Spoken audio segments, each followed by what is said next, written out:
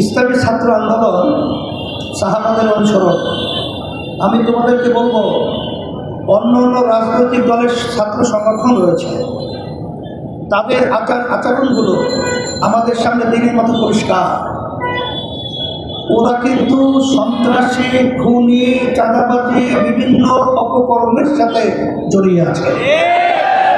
আর এর থেকে তোমরা শিক্ষা গ্রহণ করে তোমরা ভালো একটা আদর্শ, ইসলাম যে কি চায় এটা তোমরা বাংলার জমিনের ভিতরে বাস্তবায়ন করে দেখাতে হবে।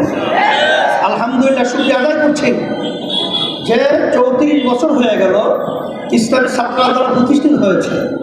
আল্লাহর রহমতে, আল্লাহর খাস মেহরবানি, তোমাদের দোয়া, আজ পর্যন্ত কোনো বদনামের ছাপ ছাত্র আন্দোলনের ছেলেদের প্রতি আল্লাহর রহমতে কালির কোনো লেপন আল্লাহর ভেতরে লাগে নাই।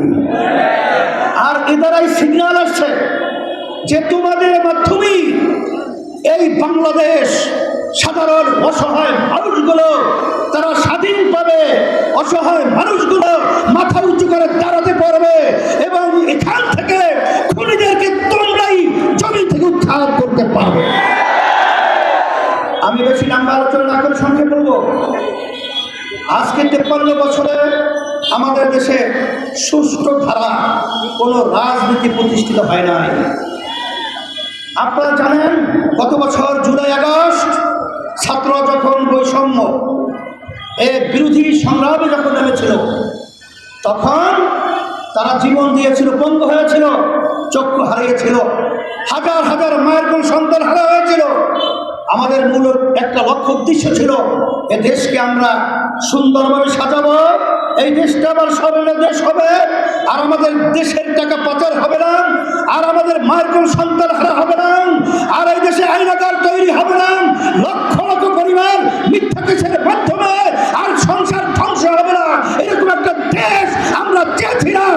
কিন্তু দুঃখের মধ্যে বলতে হয়, আজকে স্বার্থান্বেষী মহল, ক্ষমতালিপ সূচনা রয়েছে, আবার আমাদের দেশকে শান্তি করার জন্য বিভিন্ন হীন স্বার্থ নিয়ে নির্লক্ষ সরজে কাজ করছে। এই পরিবর্তন আমাদেরকে করতে হবে। তারা বিয়ার বোঝে না, খায় না, মাথায় দেয়। আমি পরিষ্কার বলছি, 91টা দেশের মতো পিয়ার রয়েছে। আপনারা বলেন ভঙ্গুর একটা সংসদ তৈরি হবে, বিভিন্ন খোরা যুক্তি। তাহলে যে দেশের ভিতরে পিয়ার পদ্ধতিতে নির্বাচন চলছে, কোনো দেশে কি এই যুক্তির মাধ্যমে পিয়ার তারা কি বাদ দিয়েছে? কি বাদ দিল? তা বাদ তো দিলই না, বরঞ্চ আরো নতুন নতুন দেশ পিয়ার পদ্ধতির নির্বাচনের মাধ্যমে দেশকে সুন্দর একটা দেশ করার প্রক্রিয়া তারা আগাচ্ছে।